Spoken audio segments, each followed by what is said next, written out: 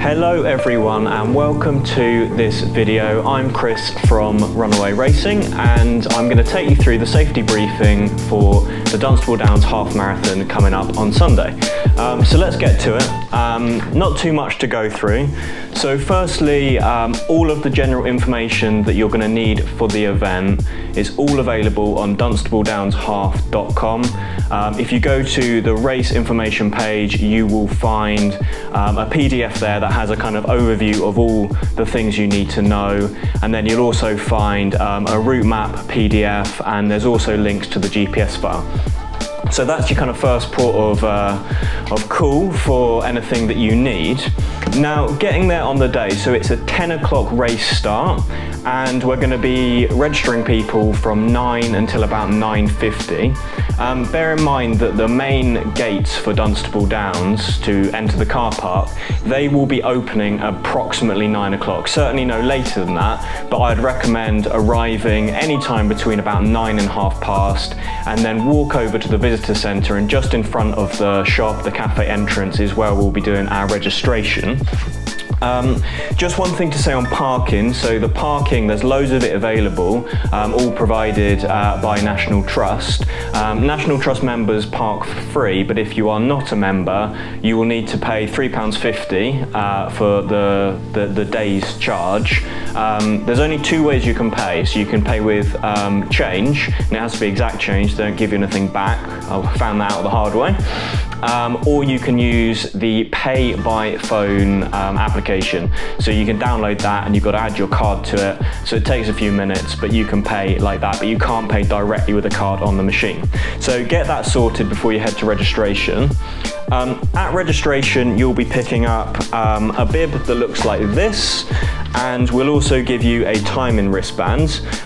You will only need to scan this once, and that's going to be at the finish line. So just put that on your wrist, and you don't need to do anything with it until you get to the finish line, and one of the marshals will scan it and then take it back off you.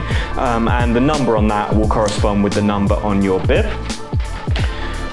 If you want to, you can leave a bag with us, but the car park is right next to the start finish, so it's probably easier to leave anything in your car. But if you are arriving without a car, then yeah, feel free to give anything to us at registration. Thinking about the route, so if you want to have a look at the route beforehand, have a look at the map PDF that's on our website. There's also links to the route on OS Maps, on Google Maps, on Garmin. So if you want to, you can upload that to your watch, your phone, and sort of carry it with you. There's a few different points on the route where you'll be going on it twice. So the first 5.5 kilometers is both the first 5.5 and the last 5.5. So if you are looking at it on your watch, it may be a little bit confusing as to where you turn at different places, because sometimes you turn right and sometimes you turn left depending on which direction you go. But we'll have marshals at all of those points telling you where to go. So I think we'll have 13 marshal points in total across the 21 kilometers. And then we're going to be having signage that looks like this throughout the route, so big orange arrows. You may also see these as well. So yeah, you may also see these ones. So it's a combination of the orange markers that look like this, the bigger ones, and slightly smaller ones. So this just says route marker on it, so this is A5 and this is A4. So those are two different ways to look at the route. So one thing that I forgot to mention just then is also we'll be using orange ribbon like this in between the orange signs. So please look out for this and follow it when you see it. Caution road crossing. So there's one road crossing that is fast and you will need to be super careful, which is when you cross over out of the downs and onto the quarry. So we're going to have a marshal either side, but just bear in mind that you might have to stop and wait because we're not stopping the cars. So just obey the marshal's instructions at that point, take out any headphones if you're wearing them, and you'll be going out past that once, just after the checkpoint, just after about 5 and a bit kilometers, and then about 12 and a bit kilometers as well. So you pass that twice, so be careful. We'll also put a couple of signs out that look like this. So sometimes where we don't want you going down a particular path, we'll add one of those a little bit further down, just in case you miss the big orange sign. You see that, turn around until you see one of our signs again. One other thing to mention on safety is there are a few ups and downs on the course, and some of the downhills can be a little bit steep, and certainly because it's been a bit wet out there, it could be a bit slippy. So although there's no mandatory equipment for the race, it's really important that you have appropriate footwear so that you aren't sliding around on those downhills, because some of them are a bit chalky. So please be really careful on those downhills, wear appropriate shoes, and just slow it down a little bit if you feel like you might be stumbling, might be falling over. Yeah, so the checkpoint, 5.8 kilometers, 12.2. We're gonna have Coke, water, sweets, gels, things like that. Bring a little soft cup if you wanna have any Coke or water. We will have a few plastic cups, but we wanna just reduce the waste if we can. So if you've got a soft cup, bring it with you. Yeah, in terms of safety, so the road crossing is really important. The other thing to mention is there's a field that we're going in. This is about 4 kilometers into the race, and about 4 kilometers to go, so about 17. You're going into a field and doing a loop of that field. Now, the first time you're going to be going clockwise, the second time you're going anti-clockwise, and that field has sheep in it.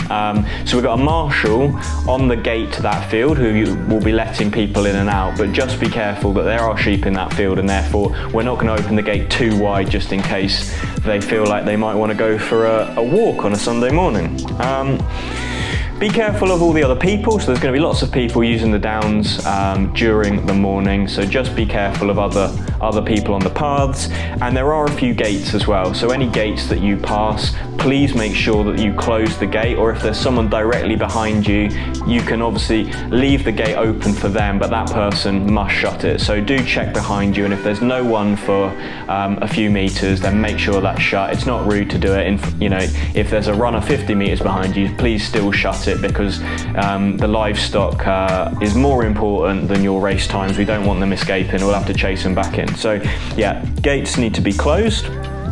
Now, once you get to the finish line, we'll scan your wristband and that'll confirm your time and placing. The live results will be available from the Runaway Racing website, which is linked from the Dunstable Downs website, but you'll also get a text message as soon as you're finished saying what your time is. A slight disclaimer on that is because the clocks go back, and this is one thing to remember, the clocks are going back overnight. So Saturday night, the clocks will go back 1 hour. So the start time of 10 o'clock is actually 11 o'clock if you don't change your watch, okay? So bear in mind that the clocks go back, and because of that, we are a bit concerned the timing system might get confused, but I'm gonna check it on Sunday morning and make sure it doesn't. But if your text message gives you a time that is an hour faster than you actually ran, that is a mistake and you didn't break the world record, okay? But hopefully that doesn't happen. Once you're finished, the cafe will be open. So the cafe is not going to be open when you arrive between 9 and 10. It does open at 10 o'clock, but once you finish, the cafe is open, so you can shelter in there after you've probably been battered by the wind a little bit. So yeah, there's tea, coffee, cakes, lunch, all sorts of stuff. So do enjoy that. There's a few prizes for the winners and for category winners. So if you are somewhere around that area, do hang around a little bit, and we'll make sure if you've got something that we do a little prize giving, and make sure you get that. The weather, we are hoping for the best, but we are preparing for the potential of some rain, and as always on the Downs, it can be very windy. So bear in mind that you may get blown about a little bit, and I would recommend not necessarily to run in it, but certainly bring a hat and some gloves and a jacket, because if you are waiting around at the start for a little bit after you've registered, it can get a little bit blowy and you will get a bit cold. So I would bring that, and you can always go back to your car just before the start and drop it with us or wherever, okay? So yeah, just watch out for that. There's toilets available from 9 o'clock, so yeah, the cafe's not open at 10, but toilets are open between 9 and 10, so that's not a problem.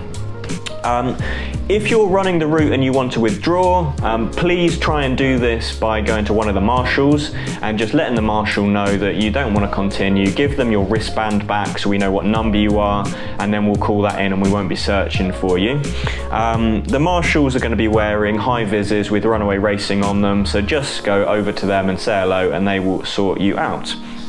And that, I think, is everything that we need to go through from a safety preparation perspective. Have a look on the website. If there's anything I've not said on this video, then it will be on the website. And if there's any updates between now and race day, we will be sure to let you know. So have a lovely couple of days preparing for the race, and we look forward to seeing you on Sunday morning.